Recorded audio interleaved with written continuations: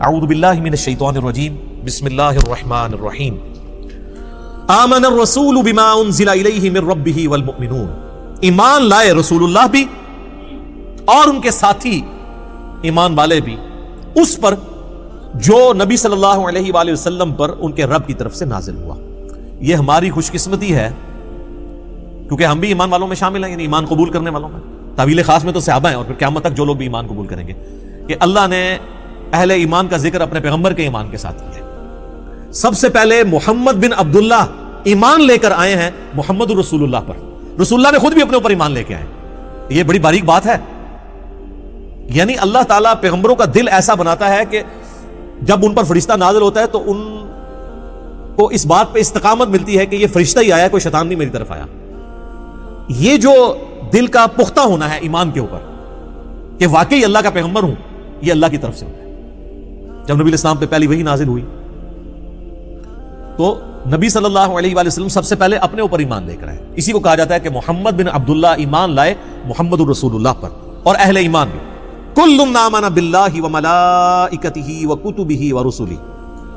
اب یہ سب کے سب لوگوں کا یہ حال ہے کہ یہ ایمان لاتے ہیں اللہ پر، اس کے تمام فرشتوں پر، اس کی کتابوں پر اور اس کے رسولوں پر. تو عقیدہ توحید اور رسالت اس میں کور ہو گیا. آخرت کا ذکر تو بعد میں آ جائے گا.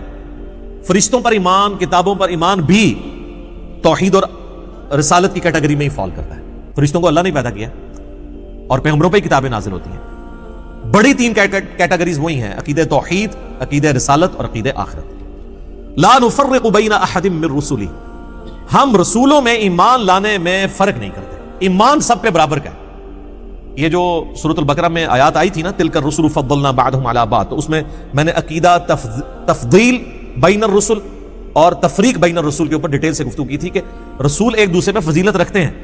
یہ عقیدہ بالکل درست ہے، لیکن اس کی بنیاد پہ کسی رسول کی تنقیص نہیں ہو سکتی اور تفریق تو کر ہی نہیں سکتے کہ آپ رسولوں میں ایمان لانے میں فرق کر دیں. جس طرح کہ جیوز نے حضرت عیسیٰ کو ماننے سے انکار کر دیا، بنی اسرائیل کے باقی سارے پیغمبر مان لیے تو وہ بھی کافر ہیں. کرسچنز نے حضرت عیسیٰ کو مان لیا لیکن ہمارے نبی صلی اللہ علیہ وآلہ وسلم کا انکار کر دیا، وہ بھی کافر ہیں.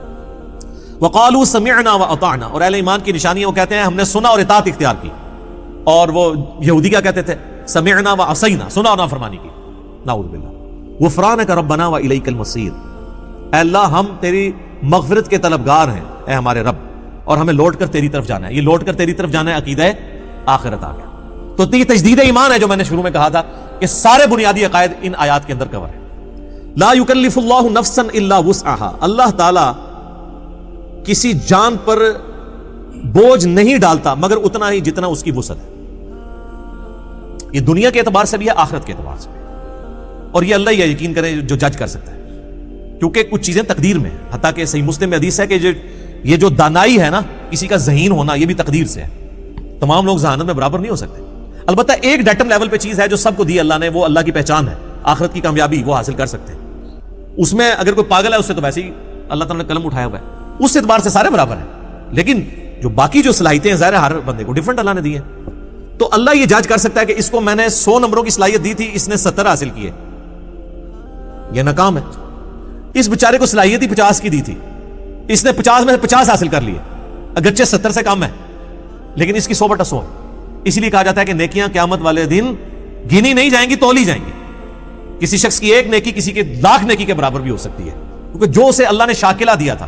سورہ بنی اسرائیل میں سے کہا گیا نا کہ شاکلہ، گیون سرکمسٹانسز، جو ماحول دیا گیا، کچھ چیزیں آپ کو تقدیر کے اعتبار سے دی گئیں، ظاہر ہے وہ تو آپ چینج نہیں کر سکتے.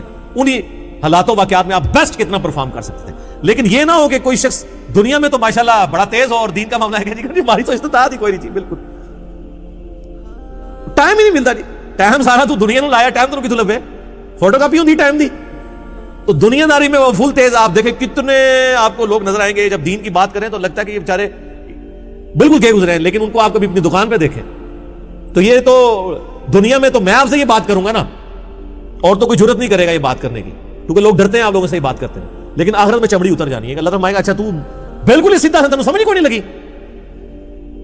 تو وہ اس کی وسعت کے مطابق لہا ما کسبت وعلیہا مکتسبت، اسے اجر ملے گا اس کے کیے ہوئے نیک اعمال کا بھی، اور وبال بھی ہوگا جو اس نے برے اعمال کمائے ہیں. لہا اس کے لیے، علیہا اس پر. ربنا لا تؤاخذنا ان نسینا او اخطأنا، آمین۔ اے رب ہمارے مت گرفت فرمانا ہماری، کبھی ہم بھول جائیں یا خطا کر بیٹھیں۔ انسان بھول چوک بھی ہو سکتی ہے، اور کبھی یہ کہ کام ٹھیک کر رہا ہے، بھولا نہیں ہے، لیکن اس دوران کوئی اجتہادی غلطی ہوگی، تو اے اللہ ہم سے درگزر فرما، آمین۔ ربنا ولا تحمل علینا اصرا کما حملته علی الذین من قبلنا، اے رب ہمارے ہم پر ایسا بوجھ نہ ڈالنا جس طرح کہ ہم سے جو اگلے لوگ گزر چکے ہیں، ہم سے پہلے جو گزرے، ہم پچھلے ہیں نا ان کے، وہ ہم سے پہلے یعنی آگے گزر چکے، اگلے روز اگلے جو لوگ گزر چکے ان پہ جو تو نے بوجھ ڈالا تھا ویسا ہم پہ نہ ڈالا۔ صحیح بخاری میں حدیث ہے، صحابہ کرام نے جب شکایت کی نا کہ یا رسول اللہ اتنی تکلیفیں اٹھانی پڑتی ہیں، تو آپ علیہ السلام ناراض ہوئے۔ آپ نے فرمایا کہ اگلے لوگوں کو تو اتنی تکلیف دی جاتی تھی ایمان لانے پر کہ زمین میں گڑا کھود کے ان کو کھڑا کیا جاتا تھا اور سر پہ آرا رکھا جاتا تھا، وہ اپنے دو ٹکڑے کروا لیتے تھے، ایمان نہیں چھوڑتے تھے، اور جسموں پر لوہے کی کنگیاں پھیری جاتی تھی، یہاں تک کہ ان کی ہڈیوں تک پہنچ جاتی تھی اور گوشت چھیلا جاتا تھا۔ اور قرآن میں بھی سورۃ العنکبوت کا سٹارٹ پڑھ لینا، اللہ فرماتا ہے کہ کیا تم اس بات پہ چھوڑ دیے جاؤ گے کہ ایمان لے کر آئے اور تمہاری کوئی آزمائش نہیں ہوگی؟ ہم نے تم سے پہلے لوگوں کو بھی آزمایا تھا، تمہیں بھی ضرور آزمائیں گے۔ جو سورۃ البقرہ میں وَلَنَبْلُوَنَّكُمْ بِشَيْءٍ مِّنَ الْخَوْفِ وَالْجُوعِ وَنَقْصٍ مِّنَ الْأَمْوَالِ وَالْأَنفُسِ وَالثَّمَرَاتِ، خوف سے آزمائیں گے، بھوک سے، جان اور مال میں نقصان کر کے آزمائیں گے، اور دیکھیں گے کون صبر کرنے والا ہے۔ ربنا ولا تحمل علينا اصرا كما حملته على الذين من قبلنا ربنا ولا تحملنا ما لا طاقة لنا به، اے رب ہمارے ہم پر ایسا بوجھ نہ ڈالنا کہ جس کو لے کر ہم چل نہ سکیں، ایسا بوجھ نہ ہو، یعنی ہمارے معاملات بھی چلتے رہیں اور ہمیں جو شریعت کی پابندیاں ہیں اس کو بھی ہم ایگزیکیوٹ کرتے رہیں۔ ایسا نہ ہو کہ ایسے حالات و واقعات بن جائیں کہ ہم تیرے احکامات کی پیروی نہ کر سکیں حلال اور حرام کے اعتبار سے۔ واعف عنا، اے اللہ ہم سے درگزر فرمانا، آمین۔ ویسے عفو کہتے ہیں ڈھیل دینے کو، چھوڑ دینا۔ واغفر لنا، اور ہمارے گناہوں کو ڈھانپ دینا، ہماری بخشش فرمانا۔ وارحمنا، اور ہم پر رحم فرمانا۔ انت مولانا، تو ہی ہمارا پشت پناہ ہے۔ حسبنا اللہ ونعم الوکیل، ہم نے اللہ پر بھروسہ کیا اور وہی بہتر کارساز ہے، وہی ہمیں کافی ہے۔ فانصرنا علی القوم الکافرین، پس کافروں کے مقابلے پر ہماری مدد فرمانا۔ اچھا، یہاں پہ یہ سورۃ البقرہ مکمل ہوئی الحمدللہ۔ آپ دیکھیں کہ یہ بیسیکلی تو اس کے اندر بہت بڑے اشارے تھے آخری آیات کے اندر، کیونکہ یہ غزوہ بدر سے پہلے نازل ہوئی ہے، اور اب یہ دعائیں سکھائی جا رہی ہیں کہ اب تمہارے جہاد اور قتال کے مراحل شروع ہونے والے ہیں۔ اس وقت تو صحابہ کو پتہ ہی نہیں تھا، ان کی تو پوری زندگی جو ہے وہ جنگوں سے عبارت تھی، یعنی آخری دفعہ ہی مل کے جاتے تھے اپنے گھر والوں کو، چاہے بدر میں گئے ہیں، احد میں گئے ہیں، خندق میں گئے ہیں، خیبر میں گئے ہیں، اور پھر حضور کے بعد بھی قادسیہ اور یرموک بھی لڑنی پڑی، ہزاروں لوگ شہید ہوئے۔ تو اس کے یعنی تمہید کے طور پہ یہ صحابہ کرام کو تعلیم دی جا رہی ہے کہ اب تم پہ مشکل حالات و واقعات آنے والے ہیں، تیاری کر لو، یہ دعائیں اللہ تعالیٰ سے مانگتے رہو اور اللہ کی طرف رجوع رکھو تاکہ اللہ تعالیٰ کافروں کے مقابلے پر تمہاری مدد فرمائے، آمین۔